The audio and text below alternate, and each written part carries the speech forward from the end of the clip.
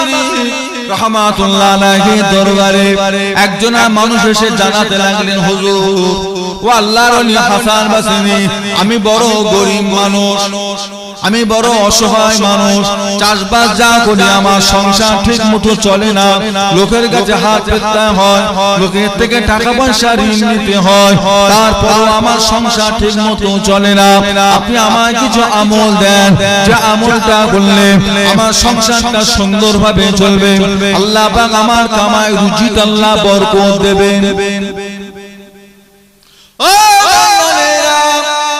আল্লাহর ওলি হযরত হাসান বসরি রাহমাতুল্লাহ আলাইহি আল্লাহর ওলি আমল দিলেন, যাও বাবা বাড়ি যাও, বাড়িতে গিয়ে তুমি তওবাটা বেশি বেশি করে তুমি তওবা করো।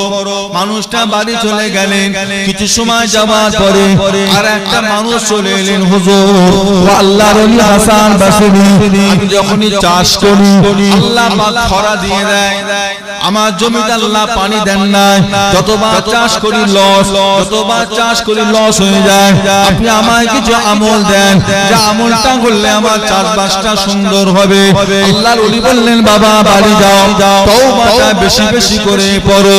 মানুষটা বাড়ি চলে গেলেন, সন্ধ্যা হয়ে যাবে এমন সময় আবার একটা মানুষ এসে হাজির হলে, ও আল্লাহর ওলি হাসান বসরি, আমি আজকে কয়েকটা বছর হলো বিবাহ শাদী করেছি, আল্লাহ পাক আমাকে কোনো সন্তান দেন না, আমার বাচ্চা কাচ্চা হয় না, আমি শুনি যে আপনি আল্লাহর মাহবুব বান্দা, আপনি আমাকে একটা আমল দেন, যে আমলটা করলে আল্লাহ পাক আমাকে একটা নেক সন্তানের বাপ বানিয়ে দেবেন।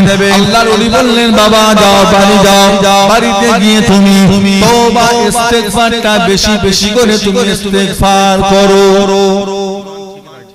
মরণ তো একদিন হবেই, মরণ আজ হোক কাল হোক পরশু হোক, মরতে আমাদেরকে একদিন হবেই। তবে মরণটা জানো দামি মরণ হয়, সবচেয়ে দামি মরণ হলো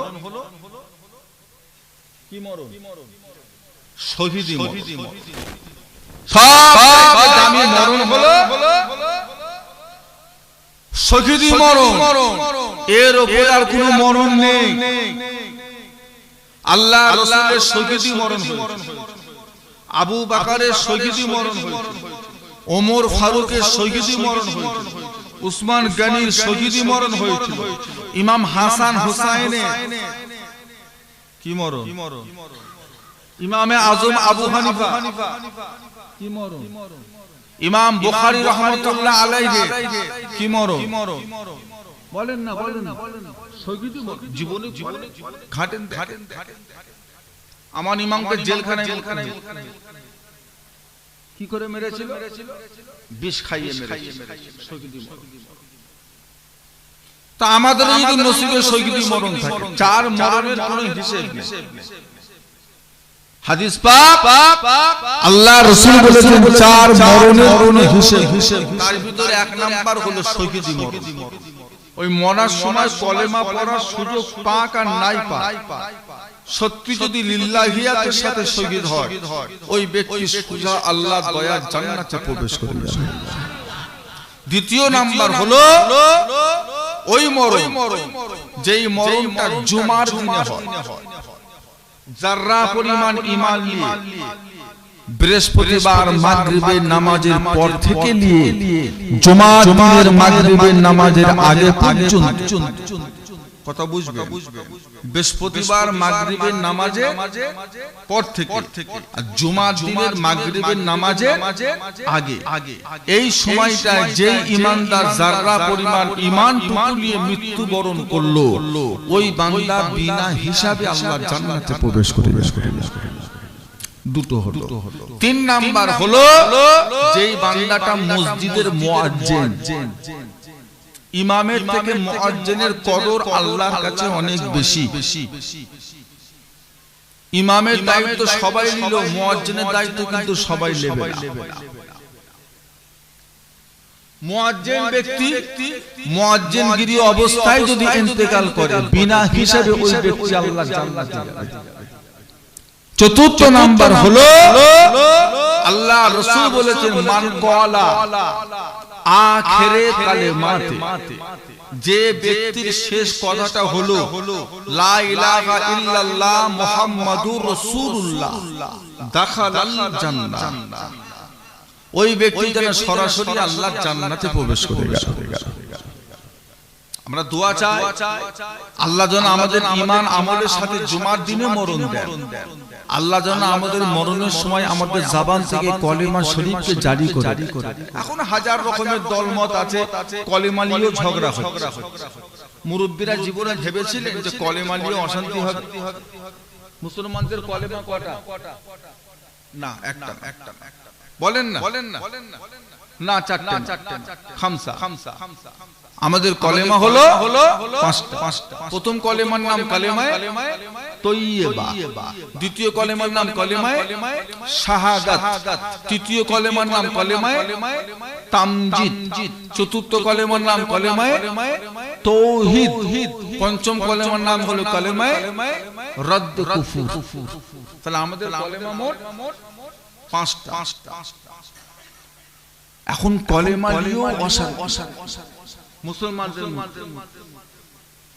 অনেক জায়গায় দেখবেন মসজিদে কলেমা ছেড়ে দিয়ে বেরহমাতুকা ইয়া আরহামার রাহিম, হুজুর মোনাজাত হবে না, 100% হবে না বলার ক্ষমতা খোদার কসম বলছি আমার নেই। তবে তুমি কলেমাটাকে বাদ দিলে, তুমি কি মনে করো কলেমা পড়া শিরক? তুমি কি মনে করো কলেমা পড়া বিদআত? কলেমা শরীফটাকে তুমি বাদ দিলে কেন? তার মানে কলেমার উপর সন্দেহ আছে। আমরা কলেমা পড়ি না পড়বে। যে ব্যক্তি পড়া অভ্যাস রাখবে তার মুখ থেকে কলেমা জারি হবে। মরার পরে দাম নেই, কবরে চলে যাওয়ার পর আর মূল্য আছে?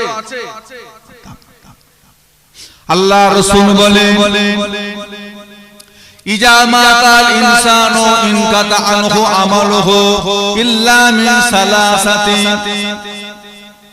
আল্লাহ রাসূল বলে ইজা মাতাল ইনসানু ইনকাতা আনহু আমালুহু, যেই ব্যক্তিটা মারা গেল, ইন্তেকাল করে গেল, ওই ব্যক্তিটার সমস্ত আমলের দরওয়াজাগুলো বন্ধ হয়ে গেল ইল্লা মিন সালাসাতি।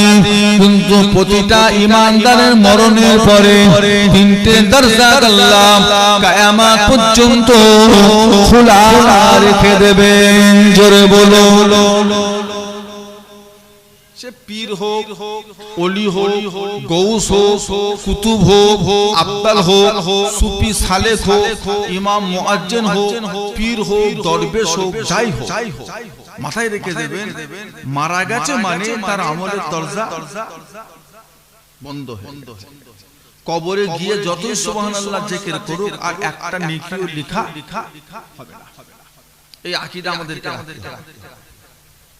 রাসূল যখন আমভাবে বলে দিয়েছেন ইজা মাতাল ইনসানু ইনকাতা আনহু আমালুহু, মারা গেছে মানে দরজা বন্ধ হয়ে গেছে, আমভাবে নবী যখন বলে দিয়েছেন, এটা আমাদের প্রত্যেকের জন্য। তাহলে কবরের জিন্দেগিতে তওবা পড়ে ফায়দা। তবে একটা কথা আল্লাহ রাসূল বলেছেন ইল্লা মিন সালাসাতি,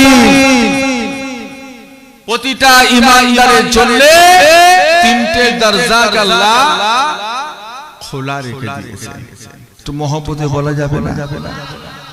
এক নম্বর দরজার নাম হলো ইল্লা মিন সাদাকাতিন জারিয়াতি। এক নম্বর দরজার নাম হলো সাদকায়ে জারিয়া। সাদকা মানে কি? দান। আর জারিয়া মানে নদীর পানি সব সময় কি থাকে? জারি থাকে, প্রবাহিত হতে থাকে। ওই জারিয়া মানে হলো প্রবাহিত হওয়া। তাহলে সাদকায়ে জারিয়া মানে এমন একটা দান যেই দানের সওয়াবটা বান্দা একবার পাবে না, পেতেই থাকে। মাশাআল্লাহ, পেতেই থাকে। ওই দানটা কি দান? বলেন তো দেখি ওটা কি দান? পারবেন? আপনার বাড়িতে একটা মুসাফির এসেছে, একটা গরিব দুঃখী এসেছে, তাকে আপনি 10 টাকা দিলেন, এই সওয়াবটা আপনি কি পেতেই থাকবেন না একবার পাবেন? কথা বলে একটা মুসাফির এসেছে, তাকে আপনি আপনার ঘর থেকে নিয়ে এক মুঠো ভাত দিলেন, দানটা পেতেই থাকবেন না একবার পাবেন? কোন দানটা জারি থাকে? আপনার গ্রামে একটা মসজিদ হচ্ছে, সেই মসজিদে আপনি 5 বস্তা সেবেদ মাটি দান করেছেন, খোদার কসম ওই মসজিদে যতদিন নামাজ চলবে, আপনি কবরে চলে গেলেও সওয়াবটা আল্লাহ আপনার কবরে পৌঁছে দেবে। একটা মাদ্রাসা কায়েম হচ্ছে, একটা মাদ্রাসা তৈরি হচ্ছে, আপনি সেখানে 5000 টাকা আল্লাহর রাস্তায় দিয়েছেন, মাদ্রাসায় দ্বীন ইসলামের খেদমত, ছেলেরা কোরআন শরীফ পড়বে, দোয়া দুরূদ শিখবে, নামাজ কালাম শিখবে, জানাজার নামাজের নিয়ম কানুন শিখবে, মাসলা মাসাইল শিখবে, সেই উদ্দেশ্যে আপনি 5000 টাকা সেই মাদ্রাসায় দান করেছেন। যতদিন ওখানে পড়াশোনা হবে ততদিন আপনি কবরে শুয়ে সওয়াব পেতে থাকবেন। আপনার ঘরের পাশ দিয়ে একটা রাস্তা আছে, যে রাস্তাটা আপনার, কিন্তু পাশের বাড়ির বেরোবার কোনো রাস্তা নেই, সে আপনার রাস্তার উপর দিয়ে যায়, আপনি তাকে রুখবেন না, তাকে যেতে দেন, তাকে রাস্তা দেন, রাস্তা রুখতে নেই, তাকে আপনি যেতে দেন, সে যে আপনার রাস্তার উপর দিয়ে যাচ্ছে, এটাও সাদকায়ে জারিয়া, সওয়াব পেতে থাকবে। আপনি একটা পুকুর খনন করেছেন, সবাই গোসল করুক, উযু করুক, প্রয়োজনীয় কাজ কাম মিটাক, আপনি দিয়ে দেখেন, মানা করবেন না, দেন। আপনার বাগানে 4টা আম গাছ আছে, আপনি বলে দিলেন দেখ আম তোরা তো ঢিল মেরে পারবি না, তবে যেটা পরে তোরা সেটা তুলে খা, সমস্যা সওয়াব পাবে। আর যদি একেবারে আপনি মানা করে দেন যে তোরা কো খাবি না, তোদের খাওয়া হারাম, তাহলে সাদকায়ে জারিয়া হবে? খাক খাক খাক খাক খাক খাক, পাখিরা খাবে, পাখি মানা করতে পারবে? ওরা খাবে, তাতেও সওয়াব আছে। মানুষজন ঢিল মেরে পারিস নি ভাই, যেগুলো পড়ছে তুলে খা, কোনো সমস্যা, এটা হবে সাদকায়ে জারিয়া। একটা কুয়া করেছে সাদকায়ে জারিয়া, একটা কল করেছে সাদকায়ে জারিয়া। আপনার ঘরের সামনে সুবহানাল্লাহ, আলহামদুলিল্লাহ, আল্লাহু আকবার খুব সুন্দর করে পিন করে ছাপিয়ে আপনার ঘরের আশেপাশে 2-3টে গাছে গাছে আপনি মেরে দিয়েছেন, টার্নিং এ ব্যাক করে আপনি লাগিয়ে দিয়েছেন, মানুষ দেখতে দেখতে যায়, আর যেই চোখে পড়ে একবার পড়েই ফেলে সুবহানাল্লাহ, আরেকটু আগে গিয়ে আলহামদুলিল্লাহ, আল্লাহু আকবার, এটা হলো সাদকায়ে জারিয়া। একটা বই লিখেছে, নামাজ শিক্ষার একটা বই আপনি লিখেছেন, বইটা লিখে কিছু মূল্য রেখে, ওই পিনটা রেখে, যত টাকা পিন খরচা হয়েছে সেটা রেখে আল্লাহর রাস্তায় বইটা আপনি দিতে থাকলেন। যতদিন আপনার রেখে যাওয়া বই থেকে মানুষ শিক্ষা নেবে, ততদিন আপনি কবরে শুয়ে সওয়াব পাবেন। এটা হলো সাদকায়ে জারিয়া। মনে রাখ, এগুলো মনে রাখবেন, এগুলো করবে। আমি জানি আপনাদের প্রত্যেকের সমান ক্ষমতা নেই, তবে একটা গাছ বসাবার ক্ষমতা তো আপনার আছে। একটা গাছ বসিয়ে দেন, সেই গাছের ছায়ায় মানুষ বসবে, সেই গাছের ফল পশু পাখি খাবে, তো সাদকায়ে জারিয়া। আপনার আশা থাকবে যে এই গাছের ওসিলায় আমি কবরের সওয়াবটা পেতেই থাকব। সাদকায়ে এইরকম কিছু আমল আমাদের প্রত্যেকের করার প্রয়োজন আছে। কিছু মসজিদে একটা আপনি পানি পরিষ্কার যেটা হয়, কি বলে গো, পিউরিফাই, ওয়াটার পিউরিফাই, একটা মেশিন 7-8 হাজার টাকা দিয়ে কিনে মসজিদের কোণে একটা বসিয়ে, কি গরম শীতকালে একটা ফ্রিজের মতো জিনিস কিনে যাতে পানি ঠান্ডা হয়, মসজিদের পাশে একটা বসিয়ে দিলে নামাজিরা ওঠে নাবে খায়, আলহামদুলিল্লাহ, জানতে তো তার আরাম হয়, আপনি কবরে শুয়ে সওয়াব পেতে থাকবেন। টাকা কি হবে? আজকে চলে যাবেন, কালকে আপনার ছেলে টাকা নিয়ে কি করবে আপনার সেটা জানা নেই, জুয়া খেলবে না তাস খেলবে। এমনি তো গ্রামে গ্রামে জুয়াখোর, তাসখোর, লটারিখোর বেড়ে গেছে, কথা ঠিক না? লটারি শুধু জয়দের ছেলেগুলো কাটছে না জয়নালদের ছেলেগুলো কাটছে? বাড়ি বাড়ি লটারি বেড়ে গেছে, মুসলমানের বহুত ছেলে লটারি, বহুত ছেলে, শুধু ছেলে চ্যাংড়া গুলো কাটছে তা নয়, বুড়ো গুলো কাটে।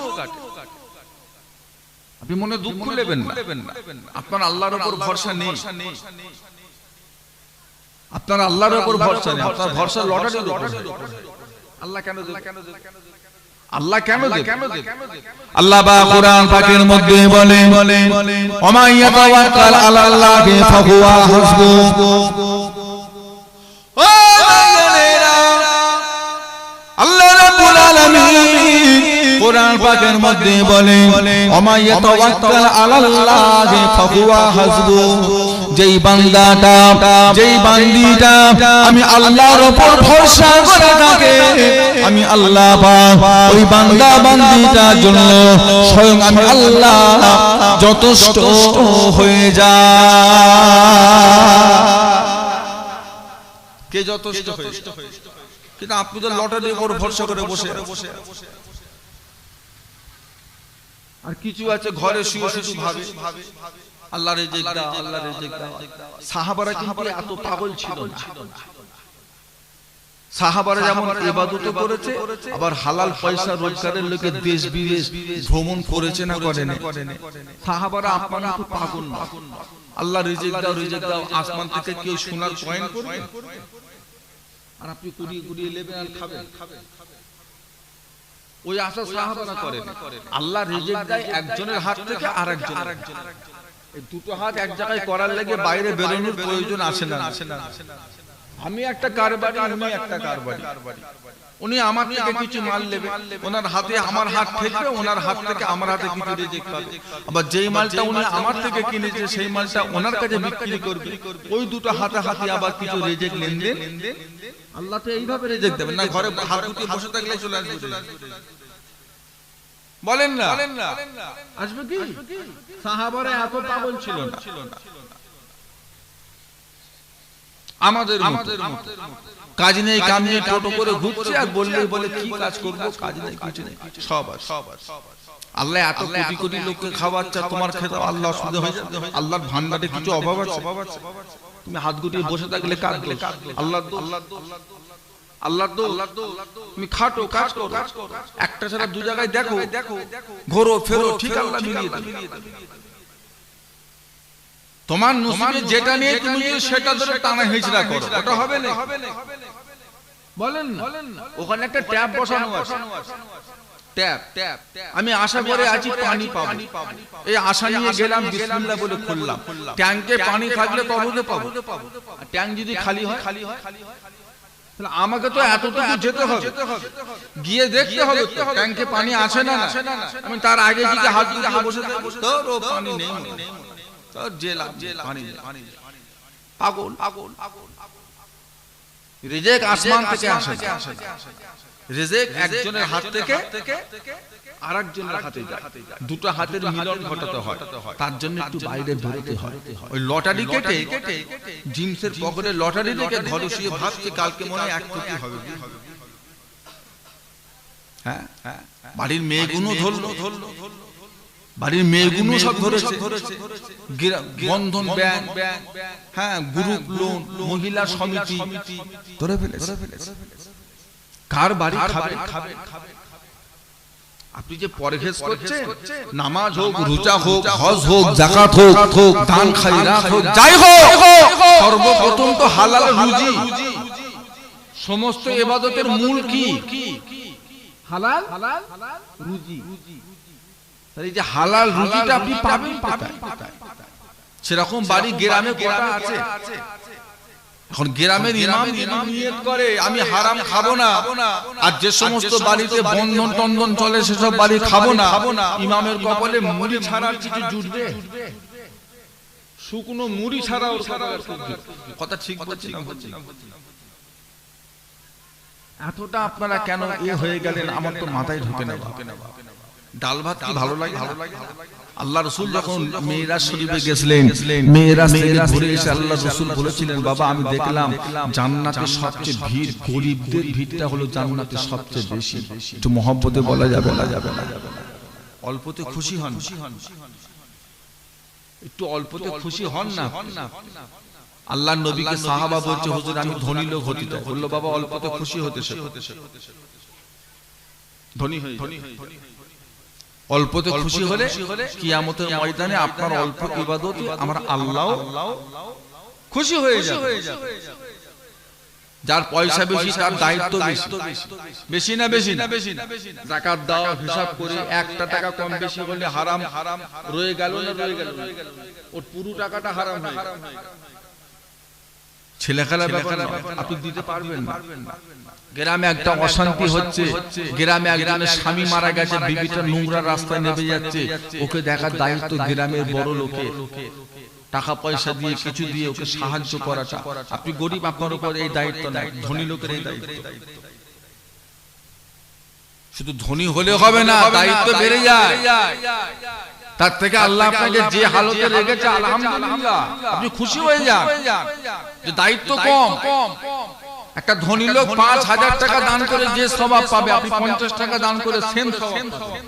আল্লাহ আপনাকে আওকাত দিয়েছে কম, আপনি তাই দেন, সওয়াবের পরিমাণ আল্লাহ কমাবেন না, একই রেখে দেবেন। এইভাবে আপনি বড় লোক হতে পারবেন না। সুদ ঘুষ নিয়ে আর জুয়া খেলে আর মোবাইলে ভিডিও দেখছে, 2 কোটি 3 কোটি টাকা পেয়ে গেছে, সব গেম টেম খেলে। আমার দাদু ছোট হুজুর বলতেন, বাবা হালালে বরকত হারামে হরকত। ছোট হুজুর বলতেন, বাবা হালালে বরকত হারামে হরকত। হালাল জিনিস অল্প হবে তবে দিন দিন বেড়ে যাবে, আর হারাম জিনিস অনেক হবে তবে দিন দিন কমে যাবে। এই কথাটা কি আপনাদের বিশ্বাস নাকি অস্বীকার করছেন? আবার দাদা হুজুর, বাবা বলো তো দেখি বাবা, বছরে ষোলের কটা বাচ্চা হয়? আপনারা কি বিরক্ত হচ্ছে? বছরে ষোলের কটা বাচ্চা বলেন না? কটা বাচ্চা? হ্যাঁ হ্যাঁ, 6-7টা তো কুকুরেরই হয়।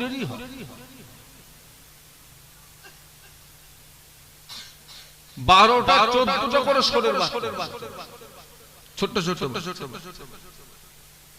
আপনাদের হিসাব জানেন কুকুরেরটাই ধর। একটা কুকুরের বছরে সব সর্বনিম্ন 6টা ধরি। কি বলছেন আপনারা? 6টা বাচ্চা কুকুরে। আর বছরে গরুর বাচ্চা কটা হয়? শুনছি নাকি 3টে করে হচ্ছে। কটা করে? তাও কি সব গরু হয়? কিছু বাঁধা আছে না? আচ্ছা, আশপাশে কোন জায়গায় দেখেছেন যে কুকুর জবাই করে টাঙিয়ে বিক্রি করছে? ছাল ছেড়িয়ে সব লোক 500 হয় 1 কেজি 2 কেজি কিনে নিয়ে যাচ্ছে, এরকম কখনো দেখেছেন? আচ্ছা, আপনারা গ্রামের লোক কখনো যুক্তি করে গ্রামের কুকুরগুলোকে মেরে পুঁতে দিয়েছে? তো ফুক জ্বালাচ্ছে মেরে পুঁতে দিয়ে, কখনো এরকম করেছে? আশপাশে কসাইখানা 20 কিলোমিটার দূরে গরু হয় মাসে একবার। ডেলি 2-3টে হচ্ছে না? শুধু 24 পরগনার লোকই খায়, আপনারা তো গরু খায় না। হাওড়া, হুগলি, মিদনাপুর, পুরুলিয়া, বাঁকুড়া, শিলিগুড়ি, দিনাজপুর, মুর্শিদাবাদ, মালদা খায়। আমি জানি শুধু হয়তো আপনারাই খান। একটা করে বাচ্চা হলে সবার নসিবে জোটে। কি বলেন আপনারা? একটা করে বাচ্চা হলে সবাই খেতে পারলে হয়? আপনারা বলছেন ডেইলি খাচ্ছে। গরুকে শুধু পশ্চিম বাংলায় চলে না, গোটা ভারতে। শুধু গোটা ভারতে না, গোটা পৃথিবী। বছরে বাচ্চা কটা? কুকুরের বাচ্চা কটা? বরকত কাতে বরকত? কুকুরে বরকত না গরুতে বরকত? গরু হলো হালাল আর কুকুর হলো হারাম। ও 6টা করে বাচ্চা হলো, দিন দিন কি হয়? আপনার গ্রামে যদি 3টি কুকুর থাকে আর একটা কুকুরের যদি 6টা করে বাচ্চা হয়, 3-6 18টা। আর 2 বছর পর দেখা যাচ্ছে 18 দুগুণে 36। একটা গ্রামে টিকা সম্ভব? 36টা কুকুর মানে লাঠি একটা সাথে রাখা খরচ হবে না? 36টা কুকুর মানে বুঝতে পারছেন না? গ্রামের অনেক লোকে শুধু কুকুরে কামড়ালে ইনজেকশনই চলবে, কিন্তু না, 6টা করে বাচ্চা হলো দেখা যাচ্ছে সেই বছরের শেষে 2টে কি 3টে কি 4টে। গেল কোথা, আর কুকুর গেল কোথা, ওতে বরকত নেই আপনার হিসাবের বাইরে। তাও কি প্রতিদিন কুকুর একটা করে মরা বেরোয় গ্রামে? মরা বেরোয় না, বুঝলে? যদি এটা মাথায় ঢোকে তাহলে আজকের পর থেকে আপনি আর লটারি কাটতে যাবেন না। আর যদিও কেটে থাকেন ছিঁড়ে জলসা শুনে যাবার সময় পুকুরে ফেলে দেবেন, দূর হ, দরকার নেই। আল্লাহ যখন দেবে তো লটারি কেটে দরকার কি? আল্লাহ থেকেই চাই। রিজিকের মালিক কে? ওমা মিন দাআবাতিন ফিল আরদি ইল্লা আলাল্লাহি রিজকুহা। আল্লাহ বলছেন আসমানের নিচে আর জমিনের উপরে যত মাখলুক আছে প্রত্যেকের রিজিকের জিম্মাদার আমি আল্লাহ স্বয়ং নিজে নিয়েছি। এটা কোন ফেরেশতাদেরকে দায়িত্ব দিইনি, আমি আল্লাহর কাছে রেখেছি। কার কোথায় কখন কি অবস্থায় রিজিক পাবে সেই দায়িত্ব একমাত্র কার? ভালো হয় বাড়ির মা বোনকে বুঝা, ওসব মহিলা সমিতি গ্রুপ লোন টোন যা কিছু সব করছে আল্লাহ মাফ করে, একটু দূরে সরে আসো। দোয়া কবুল হবে না, আপনার বাড়ির দোয়া কবুল হবে না। আপনি কাঁদলে কি হবে? হারাম ঢুকে গেছে বাড়িতে, হারাম ঢুকে গেছে, আপনার দোয়া কবুল হবে। তওবা, এখন আল্লাহ আমাদের লিগে তওবার দরজা খোলা রেখেছে না রাখেন? কি বলছি? তওবা বহুত রকমের আছে।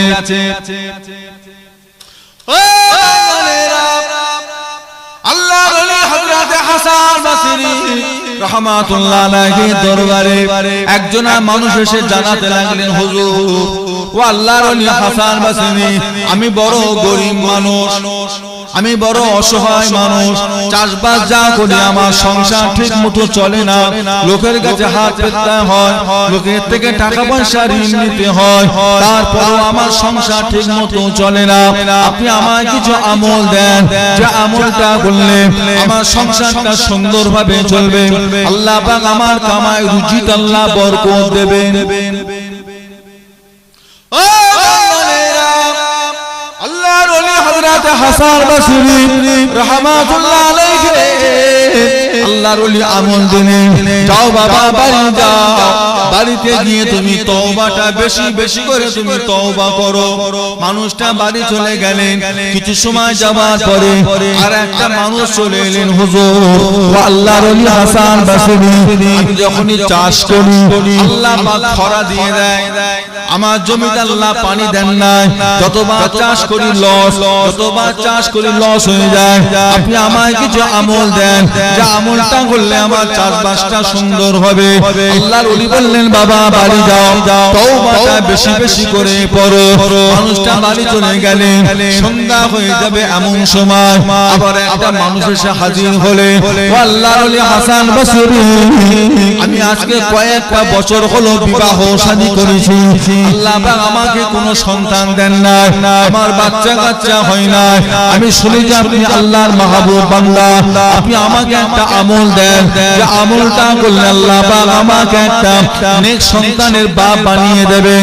আল্লাহর ওলি বললেন, বাবা যাও বাড়ি যাও, বাড়িতে গিয়ে তুমি তওবা ইস্তেগফারটা বেশি বেশি করে তুমি ইস্তেগফার করো। রোগী কটা, ওষুধ কটা, এটা আল্লাহর ওলি, এটা কোরআনে। ষাটের লোকেরা চিন্তা করছে সেই তোরে বাবা, এই সারা দিন যে বসে আছি, তিনটে লোক এলো, তিনজনকে একটাই হুজুর আমল দিল, তওবা তওবা তওবা। আর কি কোনো আমল নেই? বাচ্চা হওয়ার একটা আমল আছে, কামাই রিজিকে বরকতের একটা আমল আছে, সব তওবা। কামাই রুজি বরকতের আমল আছে না?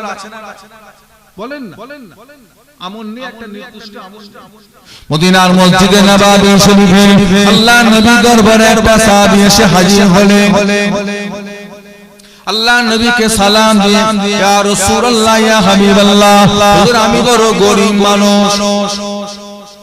ও জানেরা সাহাবা হুজুর বলতে লাগলেন, ইয়া রাসূলুল্লাহ হাবিবাল্লাহ, আমি বড় গরীব মানুষ, হুজুর আমার সংসারে বড় অভাব, আপনি আমায় আমল দেন, যে আমলটা করলে আল্লাহ পাক আমার সংসারে বরকত দেবেন। আল্লাহর ওলি একটা আমল দিলে মানুষটা বাড়িতে চলে গেলে আল্লাহর নবী শিখানো আমলটা সাহাবা সময় মতো করতে লাগলে কয়েকটা মাস পার হয়ে গেল কয়েকটা মাস পার হয়ে যাওয়ার পরে সাহাবা আল্লাহর নবী দরবারে আবার এলেন আল্লাহর নবীকে সালাম দিয়ে বলছে হুজুর আপনি কি আমাকে চিনতে পেরেছেন আপনি কি আমাকে জানতে পেরেছেন আপনি কি আমাকে চিনতে পেরেছেন কয়েক মাস আগে আপনার দরবারে এসেছিলাম আমি বড় গরিব মানুষ আপনি আমাকে একটা আমল দিলেন টাকা পয়সা বরকতের জন্য ইয়া রাসূলুল্লাহ ইয়া হাবিবাল্লাহ কি বলবো আপনাকে হুজুর আপনার শিখানো আমল আমি রোজ ঠিক মতো করে গিয়েছি আল্লাহ পাক আপনার আমলের ওসিলায় আমাকে এত টাকা পয়সা ধন দৌলত দিয়েছে ওই টাকা পয়সা ধন দৌলত আমার বাড়িতে রাখার মতো আর জায়গা না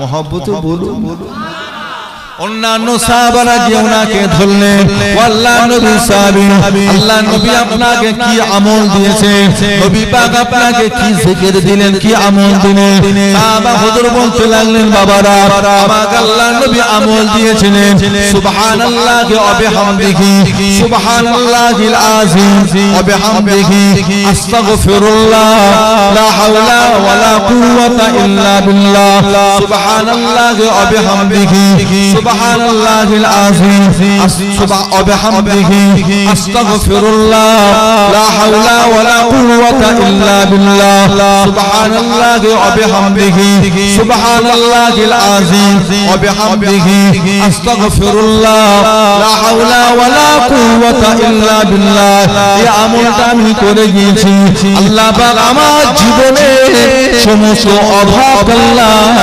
দূর করে দিয়েছে আপনি করেন হুজুর কখন করব শুধু আমল করলেই হবে না একটা নির্দিষ্ট সময় আপনি কি মাগরিবের নামাজ জোহর বেলা পড়ে ঘরে ফজরের নামাজ এই রাত 1:30টার সময় পড়ে ঘুমিয়ে পড়বে হবে একটা নিয়ম আছে না আল্লাহ তো নামাজ চাইছে মানে যখন তখন সব নামাজের শেষে নামাজ সব নামাজের শেষে যেমন নামাজ নেই সব নামাজের শুরুতেও তেমন নামাজ আসরের নামাজ যখন হয়ে যাবে মাগরিবের হওয়ার আগে পর্যন্ত আর অন্য কোন নামাজ পড়া চলবে না এটা মাথায় রেখে আসরের ফরজ নামাজ পড়ে ফেলেছে মাগরিবের নামাজ পড়বেন এর মধ্যখানে আর অন্য কোন নামাজ আপনি আগে আসরের আগে আসরের আগে যদি আপনার জোহর কাজা থাকে আসরের আগে যদি আপনার ফজর কাজা থাকে আসরের আগে আপনি দুখুলুল মসজিদ পড়েন আসরের আগে আপনি তাহিয়াতুল উযু পড়েন কিন্তু আসরের নামাজ হয়ে যাবার পরে আপনার কোনো নামাজ পড়তে ফজরের নামাজ হয়ে যাবার পরে আপনি আর অন্য কোনো নামাজ পড়তে বলেন না পারবেন না যদি সেই দিনে সুন্নতটাও কাজা থাকে তারপরও ফজরের নামাজ পড়ার পরে ওই সুন্নত নামাজটা আপনি পড়তে পারবেন কতক্ষণ বেলা উঠা পরে সূর্য উঠা পরে তারপরে ফজরের নামাজ পড়ে নিয়ে আর অন্য কোন নামাজ আপনার চলবে বুঝলে এগুলো জানতে হবে নিয়ম মেনে করতে হবে শুধু নামাজ পড়লেই হলো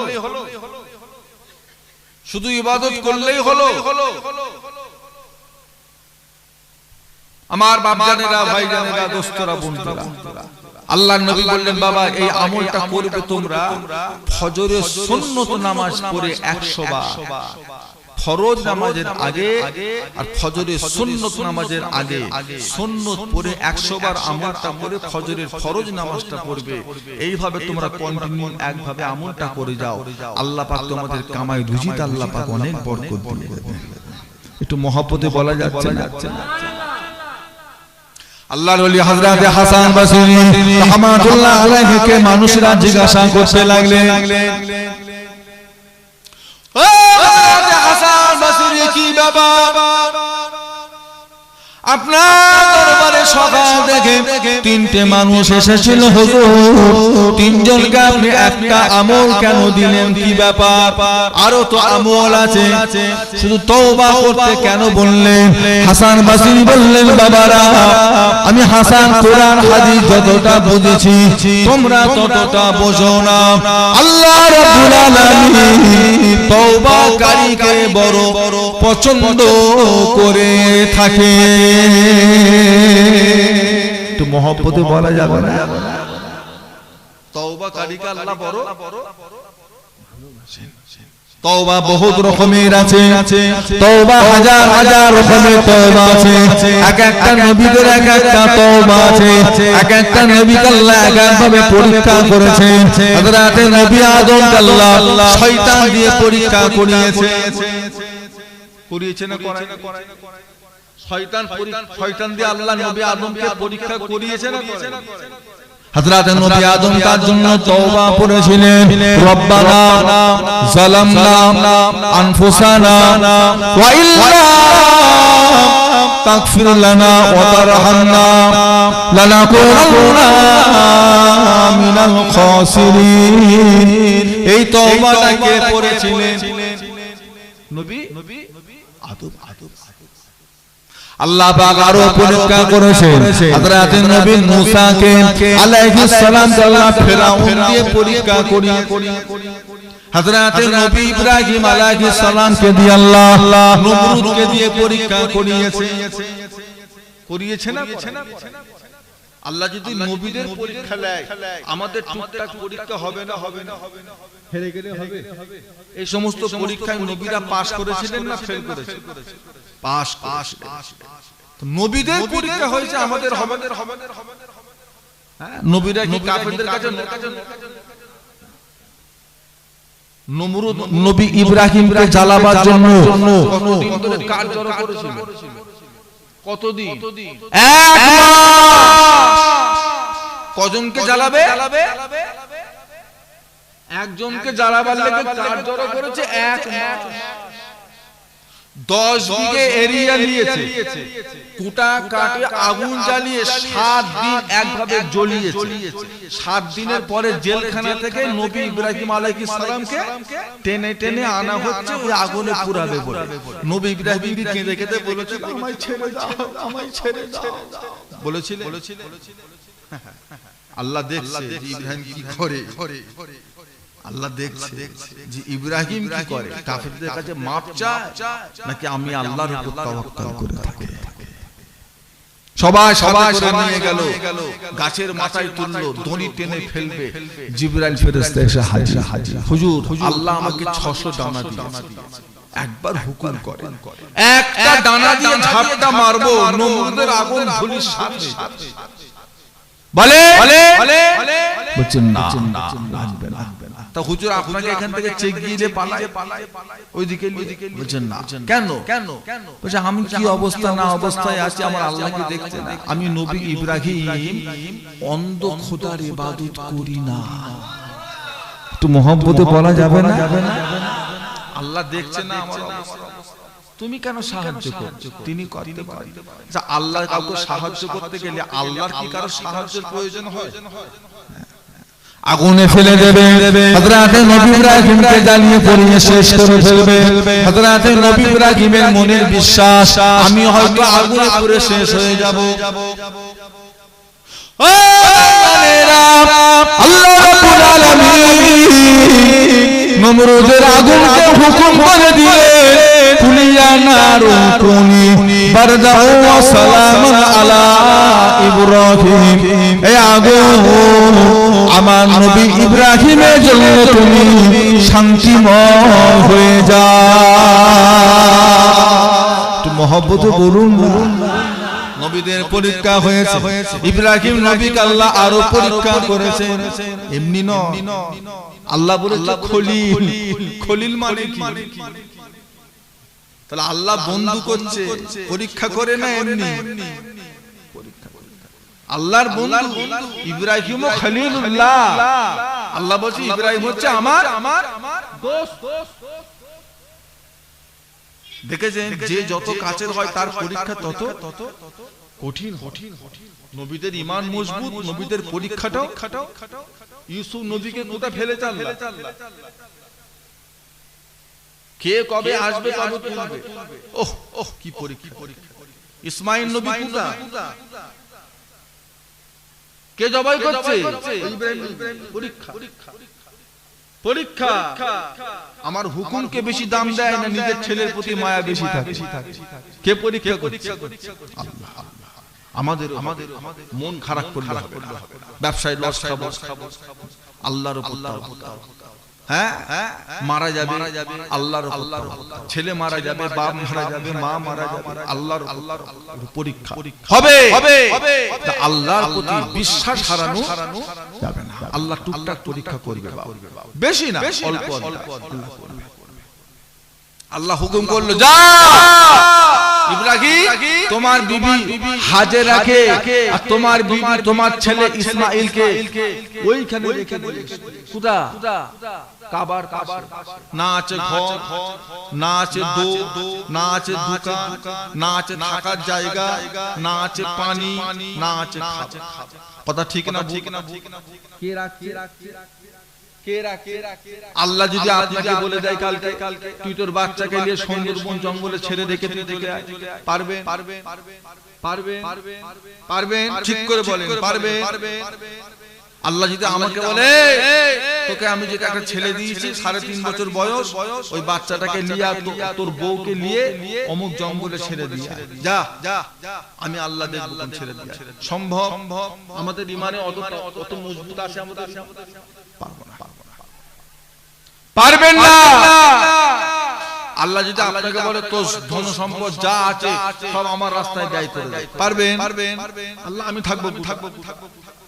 শব্দ দিলে আল্লাহ আমি তোর ব্যবস্থা আমি করবো, তুই দে না। পারবো। নবীদের পরীক্ষা, যাও রেখে দিও। ইব্রাহিম নবী রেখে দিলেন ইসমাঈল নবীকে আর নিজের বিবিকে ফাঁকা জায়গা, কিচ্ছু ফাঁকা রেখে দিয়ে চলে আসছে। মাঝে মাঝে দেখছে, কাঁদছে। কি কর? ছোট বাচ্চা, কুলের বাচ্চা। আল্লাহর হুকুম, আল্লাহ বলেছে রেখে দিতে, খলিল আল্লাহর বন্ধু খলিল দেখছে আর কাঁদছে। আল্লাহ এটা এখানে কি করে থাকবে, কি করে কি করবে? আল্লাহ এত ফাঁকা জায়গা, লোকজন নেই, কেউ নেই, কি করে কি করবো? আল্লাহ মরুভূমি এলাকা। আল্লাহ বলে সব ব্যবস্থা হয়েছে, তুমি রেখে দিয়ে চলে যাও। আল্লাহ ব্যবস্থা করে দিয়েছেন, জমজমের পানির ব্যবস্থা আল্লাহ করে দিয়েছেন। ওই রেখে আসাটা আল্লাহর বড় পছন্দ হয়েছে। আজও মক্কা শরীফে হাজিরা যখন যায়, সে ফরজ হজ করুক আর উমরা করুক, সাফা মারওয়া সাহি করা লাগে না লাগে? এটা কার হুকুম? সর্বপ্রথম কে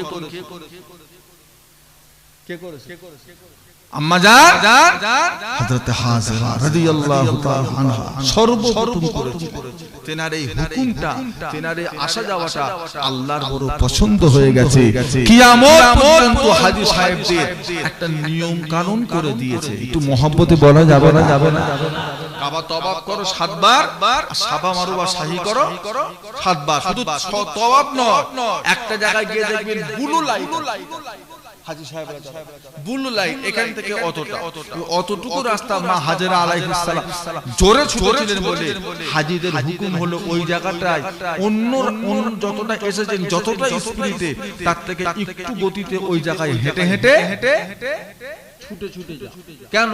আমার হাজেরা যখন ওই জায়গাটায় যাচ্ছিলেন তখন ইসমাঈল নবীকে দেখতে পাচ্ছিলেন না, ছোট বাচ্চাকে দেখার লেগে ছুটে যাচ্ছেন। সাফায় গিয়ে দেখছেন মারওয়ার বালিগুলো কিচকিচ করছে, বালিগুলো মনে করছে পানি আছে। আবার মারওয়ায় ছুটেছে, ছুটে সাফার দিকে তাকিয়ে দেখছে ওখানে মনে হচ্ছে যেন পানি আছে, বালু দূর থেকে বালু কিচকিচ করে পানি মনে হয়। এই ছুটেছিলেন মোট 7 বার। তাই আল্লাহ এটা আমাদের হুকুম করেছে, আর যে জায়গায় জোরে ছুটেছিলেন সেই হুকুমটাও আল্লাহ পাক রেখে দিয়েছেন। জোরে বলুন না সুবহানাল্লাহ। নবীদের হযরত নবী ইয়াকুবকে আল্লাহ অন্ধ করেছেন, হযরত নবী ইউসুফ আলাইহিস সালামকে আল্লাহ মাছের পেটে ঢুকিয়েছেন। তিনি তওবা করেছিলেন, লা ইলাহা ইল্লা আনতা সুবহানাকা ইন্নী কুনতু মিনাজ জালিমিন। আল্লাহ আমি জানি, নবী বলছি হ্যাঁ নবীরা কিছু অন্যায় করেছে? নবীদের নবীরা মাসুম। এই আকীদা আপনারা রাখেন না রাখেন না? নবীরা কি? তারপরও নবীরা তওবা করছে। মাছের পেটে বসে, মাছের পেটে বসে, যুক্তির বাইরে। হ্যাঁ মাছের পেটে অক্সিজেন আছে? মাছ কি ডাঙায় না সমুদ্র? মাছের পেটে খাদ্য আছে? মাছের পেটে শোবার জায়গা আছে? মাছের পেটে ঘুমাবার জায়গা আছে? তারপরও নবী ইউনুস আলাইহিস সালামকে মাছের পেটে আল্লাহ কতদিন রেখেছেন? কদিন? 40টা দিন। আমাদের জ্ঞানে আসবে এটা নানির গল্প না কুরআনের কথা? অস্বীকার করা যাবে? কাফের হয়ে যাবে, কাফের হয়ে যাবে। তওবা বহুত রকমের আছে, সবচাইতে ছোট্ট তওবাটা হলো আস্তাগফিরুল্লাহ, আস্তাগফিরুল্লাহ, আস্তাগফিরুল্লাহ। প্রতিটা নামাজের শেষে, প্রতিটা ফরজ নামাজের শেষে 5 বার 7 বার 10 বার পড়তেই হবে আস্তাগফিরুল্লাহ, আস্তাগফিরুল্লাহ, আস্তাগফিরুল্লাহ। আল্লাহ আমাকে maaf করো, আল্লাহ আমাকে maaf করো, আল্লাহ আমাকে maaf করো। আর একটু বড় তওবা হলো আস্তাগফিরুল্লাহ ওয়া আতুবু ইলাইহি, আস্তাগফিরুল্লাহ ওয়া আতুবু ইলাইহি। আল্লাহ আপনি আমাকে maaf করো, আমি আপনার কাছে ফিরে আসছি। এই তওবাটা আল্লাহর নবী দিনে 100 বার করে পড়তেন। আর তওবা আছে আস্তাগফিরুল্লাহ রাব্বি মিন কুল্লি জামবি ওয়া আতুবু ইলাইহি। এটা হলো তওবা। এই তওবা যেই বান্দা করবে তার দুঃখ কষ্ট আল্লাহ দূর করে দেবে। আর তওবা আছে আস্তাগফিরুল্লাহ আল্লাযী লা ইলাহা ইল্লা হুয়াল হাইয়ুল কাইয়্যুম ওয়া আতুবু ইলাইহি। এটা হলো তওবা। এই তওবাটা যে সারা দিনে 3 বার করবে ওই বান্দার গুনার পরিমাণটা যদি সমুদ্রের ফেনা সমতুল্য হয়ে যায়, তারপরও আল্লাহ পাক ওই বান্দার জীবনের পাহাড় পাহাড় পরিমাণ গুনাহগুলোকে আমার আল্লাহ পাক ক্ষমা করে দেবে। একটু মহব্বত বলুন না। কটা তওবা বলেছি?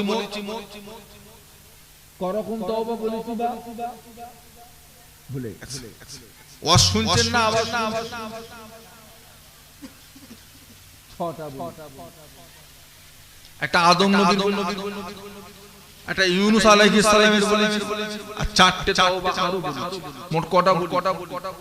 যেটা আপনার যেটা মুখস্থ আছে সেই তওবা সারা দিনে ঘুরতে ফিরতে চলতে ফিরতে 100 বার পড়তেই হবে। বলুন ইনশাআল্লাহ। আল্লাহ সকলে মিলে বলুন বলুন। ও বাবাজিরা, মরে গেলে হয়ে গেল, মরে গেলে কবরের জিন্দেগির দাম আছে? কবরের জিন্দেগির দাম নেই। কবরের জিন্দেগির কোনো মূল্য পুরো বেকার, পুরো বেকার, পুরো বেকার। 2000 বছর থাকি আর 5000 বছর থাকি, ও জিন্দেগির কোনো দাম নেই। বা যেটা সাদকায়ে জারিয়া করে যাবে এই সওয়াবটা আপনি পেতে থাকবে।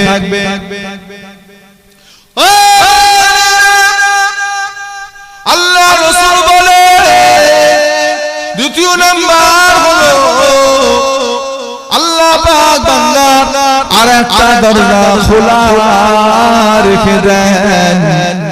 যেই দরজাটা হলো নিজে নামাজ পড়েছি, 5 জনকে পড়া শিখিয়েছি, নিজে রোজা রেখেছি, আরো 5 জনকে রোজা রাখা শিখিয়েছি, নিজে কোরআন পড়া শিখেছি, আরো 2 জনকে পড়া শিখিয়েছি, নিজে মা বাবার খেদমত করি, আরো 5 জনকে খেদমত শিখিয়েছি। আল্লাহ রাসূল বলে ওই বান্দা যখন মারা যাবে, ওই বান্দার মরণের পরে যে সমস্ত বান্দারা নামাজ রোজা তার থেকে শিখেছে, তারা যতদিন ভালো ভালো কাজগুলো করে যাবে, তাদের সওয়াবের একটা অংশ আল্লাহ ওই বান্দার কবরে আমার আল্লাহ পাঠাতে থাকিবে। একটু মহব্বতে বলা যাচ্ছে না? দুনিয়ার জমিনে যদি খারাপ কাজ করে থাকে কাউকে শিখাতে যাবেন না, যদি বুড়ো বয়সে ভালো হয়ে যান, ওই খারাপ কাজ ব্যক্তি যতদিন করে যাবে তার একটা গুনার অংশ আপনার ঘাড়ে এসে পড়বে। উনি লটারি কাটে আরো দুজনকে শিখিয়েছে, গাঁজা খাচ্ছে আরো দুজনকে নিয়ে গেছে, খাবি চ চ চ চ।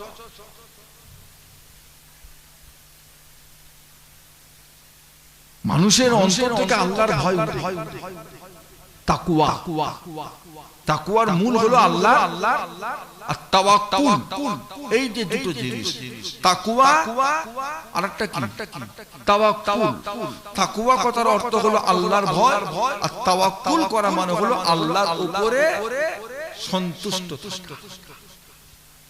পয়সা থাক আর নাই থাক, রোগে থাকি আর সুস্থ থাকি, গরিবী হালত থাকি আর বড়লোক হয়ে থাকি, সবসময় ভরসা কার উপরে? ওকে বলা হয় তাওয়াক্কুল করা। কি করা? তাকওয়া মানে আল্লাহর ভয়। হ্যাঁ জান কবরস্থানে ছোট হুজুর কেবলা বলতেন, বাবারা শীত রক্তের নানান কষ্ট জড়িত পাথরে নীরবে শুয়ে আছে কাতারে কাতারে, শীত রক্তের নানান কষ্ট জড়িত পাথরে নীরবে শুয়ে আছে কাতারে কাতারে। অট্টালিকা যদি তোমার থাকে আসমানেতে, তোমাকেও যেতে হবে মাটির ভিতরে। সবাই বুঝবে কি শীত, কি গরম, কি বর্ষা। কবরবাসীরা সব কিসের মতো পড়ে আছে বলেন? পাথরের মতো। কারোর মুখে কোনো আওয়াজ আছে? একটা কম্বল দে রে বাবা রে, কি ঠান্ডা রে, মরে গেল বলি একটা কম্বল দে, একটা চাদর দিয়ে যা। কারোর মুখে কোনো কথা। ও বাবারা, এবার দুনিয়ার লোককে বলছে, তোমার ঘর বাড়ি তৈরি করতে করতে করতে করতে যদি আসমানেও ঠেকে যায়, তোমাকেও যেতে হবে মরণের পরে। ওই কবর। হিন্দুস্তান, পাকিস্তান, আফগানিস্তান, কাজাকিস্তান, কবর। ওই আপনিও যাবেন, আমিও যাব, আমরা সবাই যাব। যাবার আগে কিছু পুঁজি জোগাড় করে যান। এখান থেকে সৌদি আরব গেলে পুঁজি লাগবে না? লাগবে না। যদি এখানকার পুঁজি লাগবে না, সৌদি আরবের পুঁজি লাগবে। চাচা টাকা ভাঙাতে ভুলে গেছে, উনি ইন্ডিয়ান 50 টাকা সৌদি দোকানে বার করে দিয়ে বলছে, একটা থামস আপ দাও তো, লিমকা খাই। দোকানদার বলছে, কি এটা? কি এটা? কি বলছে? পয়সা। হাজি রুহ পয়সা, লামালু। আমি জানি না কি এটা, আমি জানি না। একটা লিমকা হবে না, যাও রুহ। যে দেশে যেতে হয় সেই দেশের পুঁজি দুদিন পর আমি এমন একটা দেশে চলে যাব, সেখানকার কিছু পুঁজির দরকার আছে, ওই পুঁজিটা করে, ওই পুঁজিটা করে। আল্লাহ রাসূল বলে, বাবারা তিনটে দরজার ভিতরে দুটো দরজা হলো, একটা হলো সাদকায়ে জারিয়া, আর একটা হলো ভালো কাজ করে যাওয়া। 3 নাম্বার দরজা হলো নেক সন্তানেরা। আল্লাহ রাসূল বলে, দুনিয়ার বুকে বান্দা বিদায় নেওয়ার আগে নেক সন্তান রেখে যাবে। নেক সন্তানেরা দুনিয়াতে নামাজ পড়বে, নেক সন্তানেরা দুনিয়াতে রোজা রাখবে, নেক সন্তানেরা দুনিয়াতে কোরআন পড়বে, নেক সন্তানেরা দুনিয়ার বুকে দান খায়রাত করবে, নেক সন্তানেরা দুনিয়াতে মা বাপের কবরটা একটু জিয়ারত করবে, দাদা দাদি কবরটা একটু জিয়ারত করে আল্লাহর দরবারে দোয়া চাইতে চাইতে বলবে, রব্বে হামহুমা কামা রাব্বায়ানি সাগীরা। सगीरा रब्बे हमहुमा कमा रब्बायानी सगीरा আল্লাহ পাক আমার মা বাপকে maaf করে দাও ছোটবেলায় আমি যখন ছোট ছিলাম আমার মা বাপ আমাকে যেভাবে লালিত পালিত করেছে তুমি আমার মা বাপকে সেইভাবে লালিত পালিত করো আল্লাহ আমার মা বাপ যেন কষ্ট না পায় তাহলে মেয়েরা মা বাপের কবরের সামনে গিয়ে এই দোয়া চাইতে থাকবে আল্লাহ রাব্বুল আলামিন ছেলে মেয়েদের দোয়া চাওয়া কবুল করে নেবে আবার দোয়া চাইবেন আবার কবুল করে নেবে এইভাবে দোয়া চাইতে চাইতে মা বাপের কবরে আযাব আল্লাহ ক্ষমা করে দেবে মা বাপের কবরে আযাব আল্লাহ maaf করে দিয়ে মা বাপের কবরগুলো আল্লাহ পাক জান্নাতের গোলাপ ফুলের বাগান বানিয়ে দেবে একটু মহব্বতে বলুন বলুন ও হাশরের ময়দানে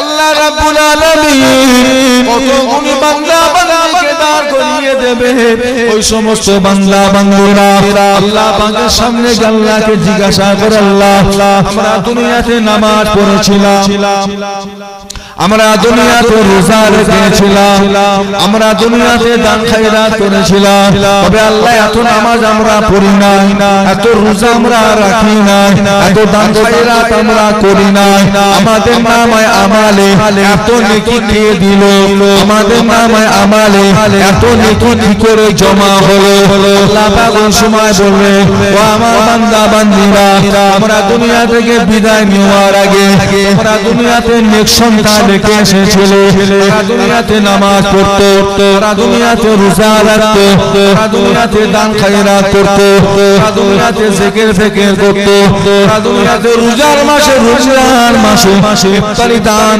করতো বস্ত্রহীন মানুষদিগকে বস্ত্র দান করতো সমস্ত নফল ইবাদত গুলো করে তারা আমাদের রুখে রুখে সওয়াব গুনাহকে বন্টন করে দিয়েছে আমি আল্লাহ পাক ওই সমস্ত সওয়াব গুলোকে নিয়ে হাওয়াতে উড়িয়ে দিই না ওই সমস্ত সওয়াব গুলোকে নিয়ে পানিতে ভাসিয়ে দিই না আমি আল্লাহ পাক সওয়াব গুলোকে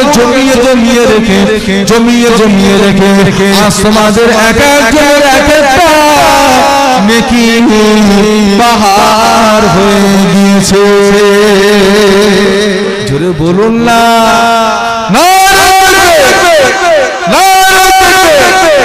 দুরূদ শরীফ আল্লাহুম্মা সাল্লি আলা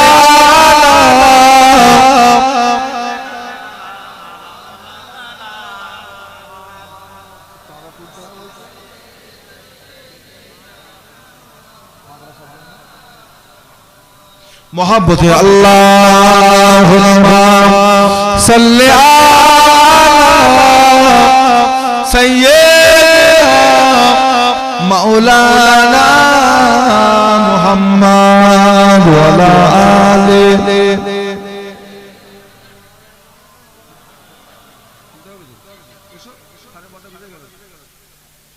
हमें जानो दिल से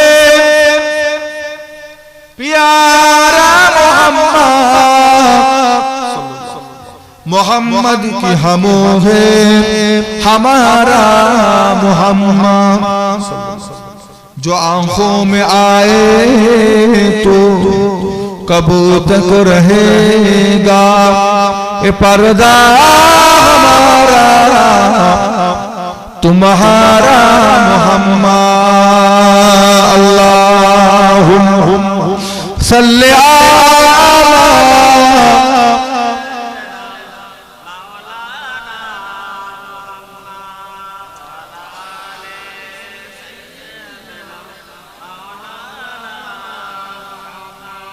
सदा महाशर में लब्बैक जाओ मतूने पुकारा मोहम्मद शफाअत के मुंतज़िर अहले महाशर के अब करते हैं कुछ इशारा मोहम्मद हमें जान दिल से प्यारा मोहम्मद मोहम्मद की हम हमारा मुहम्मद अल्लाहुम्मा सल्ली अला सय्यिदना मौलाना मुहम्मद व अला आले सय्यिदना। আমার দিনদার ইমানদার নেককার আল্লাহওয়ালা বাবাজিরা, আমার ভাইজানেরা, দোস্তরা, বন্ধুরা, বাবাজিরা, আল্লাহকে ভয় করে, আল্লাহকে ভয় করে, খৌফে ইলাহি, অন্তরে আল্লাহর ভয় জাগে, আল্লাহকে ভয় করে। কিয়ামতের ময়দানে আল্লাহ পাকের সম্মুখে গিয়ে দাঁড়াবো কি মুখ নিয়ে দাঁড়াবো সেই ভয়। এখানে বংশের ব্যাপার। আপনি ভাবছেন হয়তো আমরা গরিব বলে আমাদের বিচার আল্লাহ আলাদা করবে, ওরা বড় লোক বলে ওদের বিচার আলাদা হবে, তাহলে কি এটা ভাবছেন?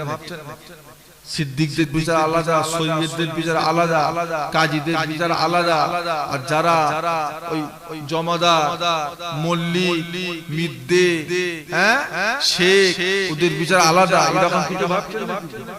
আল্লাহ বংশ দেখে, আল্লাহ বংশ দেখে, আল্লাহ পয়সা দেখে, আল্লাহ গায়ের রং দেখে, আল্লাহ দেখে। আল্লাহ যদি গায়ের রং দেখতে, আল্লাহ যদি টাকা পয়সা দেখতে, আল্লাহ যদি বান্দাদের চেহারা দেখতে, তাহলে কি হতো? হযরত বিলাল রাদিয়াল্লাহু তাআলা আনহু জীবনে অত উঁচু দরের সাহাবা হতে পারতেন না। কথা ঠিক না? ঠিক না? কি ছিল বেলালের? কি ছিল? যতটুকু আপনারা বেলাল সম্পর্কে জানেন তার মধ্যে ভালো কি শুনেছেন বলেন তো দেখি।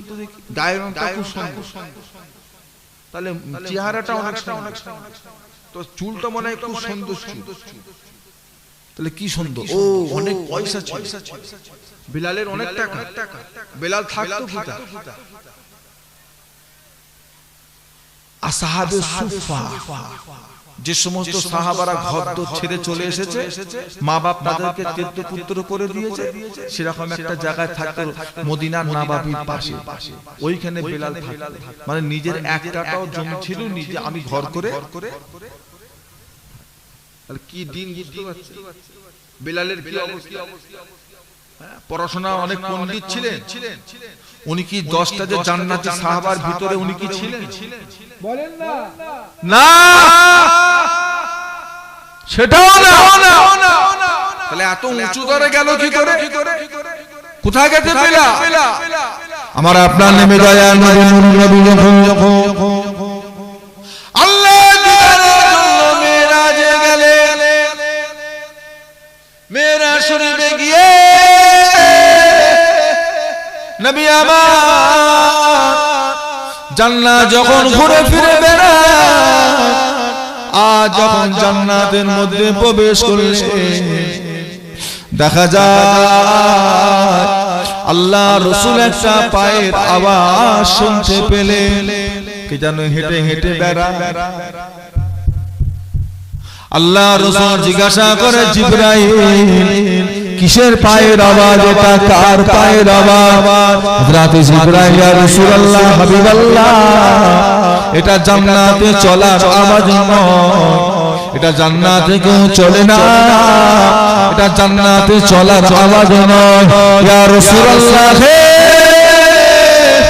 ইয়া হাবিবাল্লাহ, এই আওয়াজটা হলো আপনার সাহাবী বেলালের পায়ের আওয়াজ। বেলাল এখন ওযু করে তাহাজ্জুদে নামাজের জন্য নবাবিতে যাচ্ছে, ওনার যে দুনিয়ায় চলার আওয়াজটা আল্লাহ রাব্বুল আলামিন জান্নাত পর্যন্ত পৌঁছে দিয়েছে। একটু মহব্বতে বলা যাবে। বেলাল আবু বকরের হলে মানা, ইসলামের লেগে যা করেছে বাবা আবু বকর, তার পায়ের আওয়াজ জান্নাতে যেতে পারে। মানা।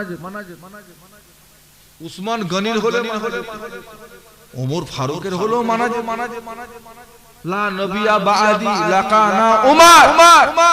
আল্লাহর নবী বলছে আমার পরে আর কেউ নবী হবে না। লা নবিয়া বাদি, আমার পরে কেউ নবী হবে না। লাকানা উমর, যদি হতো তো উমর ফারুক যখন হয়নি কিয়ামত পর্যন্ত আর কেউ। কালকে যদি ওই আপনাদের তেঁতুলতলা নাকি আছে যে মসজিদ, ওখানে কোন পাগলা যদি চেঁচায় আমি নবী আমি নবী আমি নবী, লাগতে যাবে? আপনারা লাগতে যাবেন, তার সাথে চুক্তিতে যাবেন, যুক্তিতে যাবেন, তর্ক করতে যাবেন, খবরদার। বকু পালা ও বকু তর্কতে যাবেন। আপনার বিশ্বাস কি নবী আর কেন ওই পাগলার সাথে লাগছে না? কোন চ্যাংরা যদি বলে তুই নবী, হ্যাঁ তা শুনেছি নবীরা নাকি মুজিজা দেখায়, তুই কিছু দেখা। নবী মানে কি থাকবে? নবী মানে কি মুজিজা, তা তুই কিছু দেখা। এখন খোদা না করে, আল্লাহ না করে, যদি কিছু একটা ও দেখিয়ে দেয় তখন ওকে নবী বলে মানবে। তাহলে এই তর্কটা ওর সঙ্গে যাওয়াটা ঠিক হবে? মনে করেন ও একটা জাদুকর, কিছু একটা আপনাকে দেখিয়ে একটা লাঠির উপর ভর করে ও দাঁড়িয়ে রয়ে গেল, কি ঝুলন্ত অবস্থায় কিছুক্ষণ রয়ে গেল মনে করে, তারপরে নবী বলে মানবে। হাতের লাঠিটা ফেললে একটা সাপ হয়ে নবী বলে মানবে।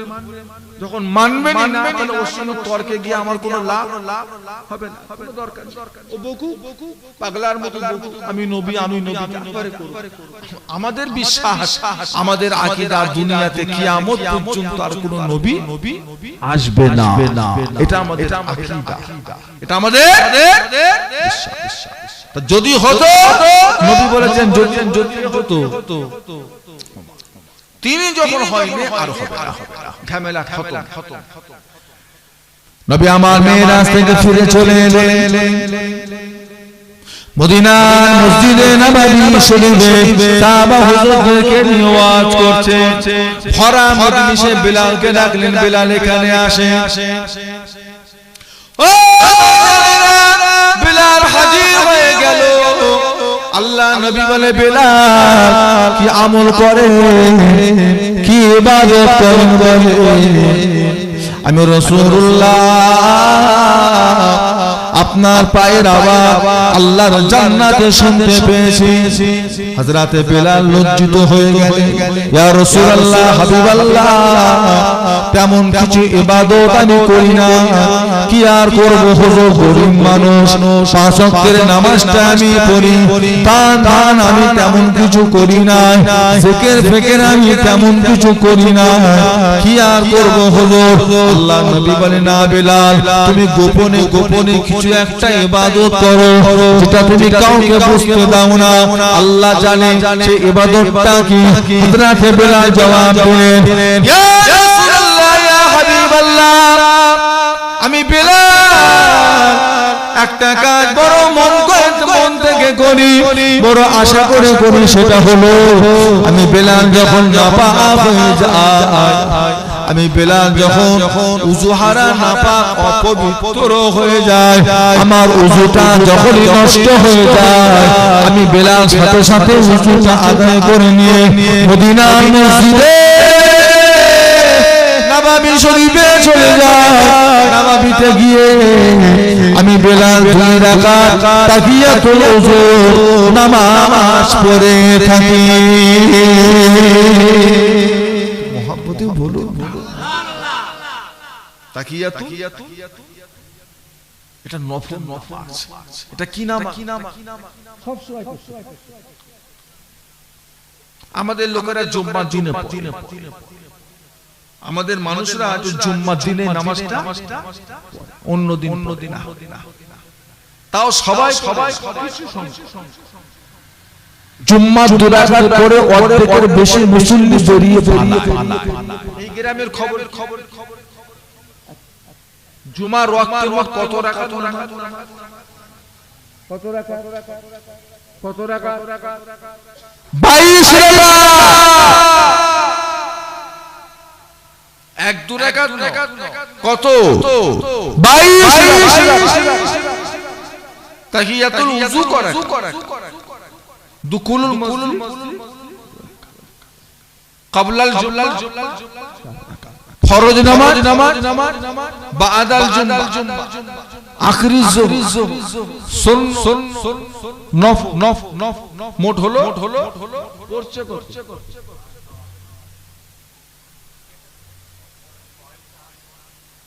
ভুল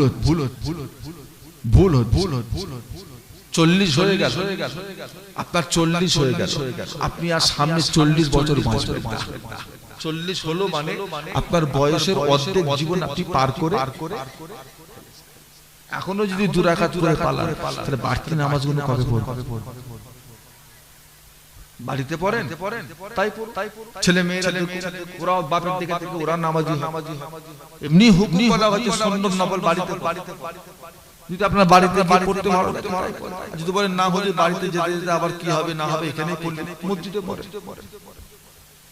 ছাড়া যাবে করতে হবে আমার দাদা হুজুর বলে গেছে বাবা যে ব্যক্তি আখির জোহর পড়লো না তার সেদিন জুম্মার নামাজ হলো না তাহলে এত সুন্দর জেনেও যদি আপনারা মিস করে পালান তার কিছু বলার নেই আর কেউ যদি জেগে ঘুমায় ওকে আর তুলা যা আমি সত্যিকারে ঘুমাচ্ছি ভাইয়া আমি উঠে পড়ব না আপনি জেগে চোখ বন্ধ করে মিথ্যে বলে আছে কত টাকা ও ভাই লাস্টে পাঙ্গাটি মোটর দিয়ে এসে মাথায় ঢালছে তাও তার মানে কি ভানান দুটো হয় মরে গেছে না হলে জেগে ঘুমাচ্ছে এখন কেউ যদি জেগে জেনে শুনে আখরি যখন না পড়ে টাকা আপনি পড়াতে ও জানে যে না পড়লে আমার জুম্মার নামাজটাই হলো না জেনে গেছে তারপরও পড়ছে না ওকে আপনি পারবেন না তবে তুমি আমার দাদা হুজুরের সিলসিলার মানুষ আমি তোমার দাদা পীরের আওলাদ এই সম্পর্ক তো আজকের নয় যুগ ধরে হয়ে আছে দাদা হুজুর পাঁচ হুজুর আমার বাপ চাচা আবার আমরা নাতি পুতিরা আমরা এই সম্পর্ক আজকের সম্পর্ক না তোমার সাথে আমার তোমার দাদার সঙ্গে আমার দাদার সম্পর্ক তোমার আব্বার সাথে আমার আব্বার সম্পর্ক তোমার সাথে আমার সম্পর্ক এটা আজকের সম্পর্ক না অনেক সম্পর্ক সেই পুরাতন সম্পর্কের দিকে খেয়াল করে একটা কথা বলে যায় নামাজগুলো পড়ে ইবাদতগুলো করে বাচ্চা কাচ্চাগুলোকে শেখান হক হালাল একটু বেশি গুণে চলে মুসলমানের বাচ্চা যদি হক হালাল না বাঁচে তো বাঁচবে আল্লাহ পাক আমাদেরকে হেফাজত করেন ঈমানে আমলের সাথে কায়েম রাখেন আল্লাহ পাক আমাদের নসিবে খাতেমা বিল খায়র ঈমানের সাথে কলেমা পড়তে আল্লাহ যেন আমাদের মরণকে নসিব করেন বলুন আল্লাহুম্মা আমিন সকলে মিলে বলুন আল্লাহুম্মা ওয়াক্তাশা ইতি কল